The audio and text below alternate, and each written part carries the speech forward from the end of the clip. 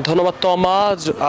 বৈরী আবহাওয়ার কারণে কিন্তু আজ সকাল থেকেই ঢাকায় বেশ কিছু জায়গায় বৃষ্টি হচ্ছে। পাশাপাশি আমরা দেখেছি এই বৃষ্টিকে কেন্দ্র করে কিন্তু ঢাকায় বিভিন্ন জায়গায় বিশেষ করে গুরুত্বপূর্ণ শহরগুলোতে কিন্তু জ্যামের সৃষ্টি হয়েছে এবং যে জ্যামের কারণে কিন্তু চাকরিজীবী যে মানুষগুলো রয়েছে, পাশাপাশি শিক্ষার্থী যারা রয়েছে তারা কিন্তু বেশ ভোগান্তিতে পড়েছে, কারণ তারা সময় মতো আসলে অফিসে পৌঁছাতে পারছেন না, যে কারণে দেখা গেছে তারা বেশ ভোগান্তিতে পড়েছে। আমরা ঢাকা শহরের বিভিন্ন সড়ক মহাসড়কে ঘুরে দেখেছি আসলে বিশেষ করে বিভিন্ন গুরুত্বপূর্ণ যেই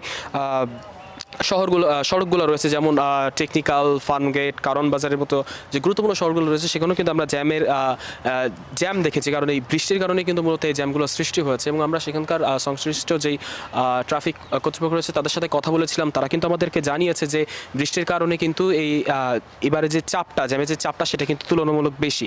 এবং আমরা এই মুহূর্তে রয়েছে আসলে আবহাওয়া অধিদপ্তরে, এবং আমরা এখানে এসে সংশ্লিষ্টদের সাথে কথা বলেছিলাম, তারা কিন্তু আমাদেরকে জানিয়েছে যে মূলত বৈরী আবহাওয়ার কারণে কিন্তু এই ধরনের ভোগান্তির সৃষ্টি হয়েছে। এবং তারা কিন্তু বলছে যে আজকে সকালে ঢাকার তাপমাত্রা ছিল 27.2 ডিগ্রি সেলসিয়াস এবং আর্দ্রতা ছিল 88%। অর্থাৎ এদিকে আবহাওয়া মানে পূর্বাভাস অনুযায়ী আগামী কয়েকদিন দেশের বিভিন্ন বিভাগে কিন্তু আসলে বৃষ্টি হওয়ার সম্ভাবনা রয়েছে। এবং এছাড়া জানিয়েছে যে মূলত দমকা হওয়ার কারণে কিন্তু এই ভোগান্তি আসলে পর্যায়ক্রমে ধারাবাহিক থাকবে। তো এই ছিল রাজধানীর আবহাওয়া অধিদপ্তর থেকে আমার কাছে সবশেষ তথ্য। ফিরে যাচ্ছি স্টুডিওতে। তমা।